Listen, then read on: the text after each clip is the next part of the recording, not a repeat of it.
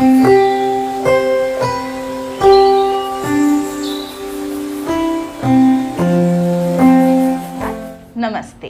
मैं doctor Gaurika single, नवजात शिशु व बच्चों की स्पेशलिस्ट हूँ। इसे मैंने बच्चों में स्पेशलाइजेशन व बच्चों में एक्सपीरियंस वहीं से गेन किया है। नमस्ते, आज हम एक अलग विषय पे बात करेंगे। हम बात करेंगे बच्चों में दस्त की।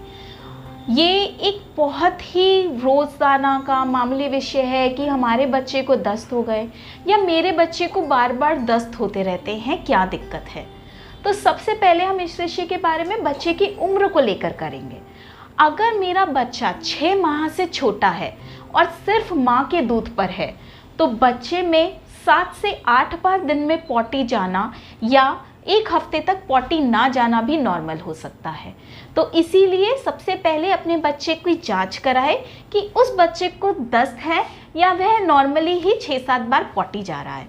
साथ में क्या उसकी पॉटी में बलगम या खून है या नहीं है, इस पे पता चलता है कि वो बच्चे को कोई दिक्कत है या नहीं है।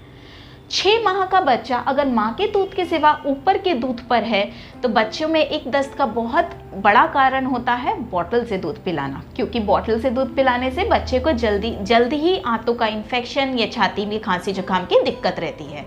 तो हम कोशिश यही करेंगे कि बच्चे को बॉटल की जगह कटोरी चम्मच से ही दूध पिलाएं, क्योंकि बॉटल जो है उसको बिल्कुल साफ रख पाना बहुत मुश्किल है। 6 महीने के बाद अगर बच्चे में दस्त होते हैं तो सबसे 6 महीने से 5 साल के लगभग बच्चे में सबसे प्रमुख कारण दस्त का वायरल होता है, जिसे हम रोटा वायरस कहते हैं। आजकल गवर्नमेंट ने इसका टीका लगाना शुरू कर दिया है, जो कि 6, 10 व 14 हफ्ते पे बच्चों को रोटा वायरल ड्रॉप्स के फॉर्म में हम दे देते हैं। तो ये दस्त जो है वो बच्चे में कम हो जाते हैं। उसके बाद भी अगर बच्चे में दस्त होते हैं तो सबसे पहले दस्त का कारण हम अगर कोई वायरस है तो हमें ख्याल रखना है कि दस्त में बच्चे को ज़्यादा कुछ नहीं, सिर्फ पानी की पूर्ति रखनी है। वह पानी की पूर्ति हम WHO ORS घोल द्वारा रख सकते हैं। इससे बच्चे में दस्त में होने वाली पानी की कमी, इलेक्ट्रोलाइट्स की कमी या जो वीकनेस आती है वह नहीं होगी और बच्चा जो है वो स्वस्थ रहेगा। साथ ही में बच्चे के दस्त को ठीक करने के लिए हम जिंक का इस्तेमाल करते हैं। ये बच्चे की जो म्यूकोजा होती है, यानी कि जो आंतों की लाइनिंग होती है, ये उसको स्ट्रॉन्ग करता है। बच्चों में दस्त में एंटीबायोटिक देने की ज़रूरत हर वक्त नहीं पड़ती। अगर उस दस्त में बलगम आ रहा है, खून के रेशे हैं या फिर दस्त में बहुत ज़्यादा बदबू है, दस्त बिल्कुल पानी की तरह है और अगर कोई दिक्कत लगती है एग्जामिन करने पे, तो ही बच्चे के दस्त में एंटीबायोटिक की ज़रूरत पड़ती है। दस्त एक बार बच्चे को होते हैं तो हमें उसे दस्तों को रोकने की दवा नहीं देनी चाहिए, इससे आंतों को ज़्यादा नुकसान पहुंच सकता है।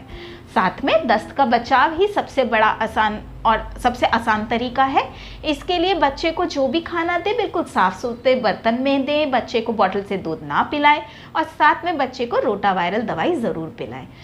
साथ में अगर बच्चे को बार बार दस्त हो रहे हैं तो उस दस्त के कारण सिर्फ इन्फेक्शन के सिवा और भी कुछ हो सकते हैं, तो हमें उन कारणों को भी हटाना चाहिए। कुछ बच्चों को दूध सूट नहीं करता, कुछ बच्चों में और कुछ आंतों की पुरानी जन्मजात बीमारियां होती हैं जिसके कारण उसे लगातार दस्त होते रहते हैं। तो बिना राय के दस्त में बच्चे को कोई भी दवाई ना दें। बस यही मैं कहना चाहूँगी।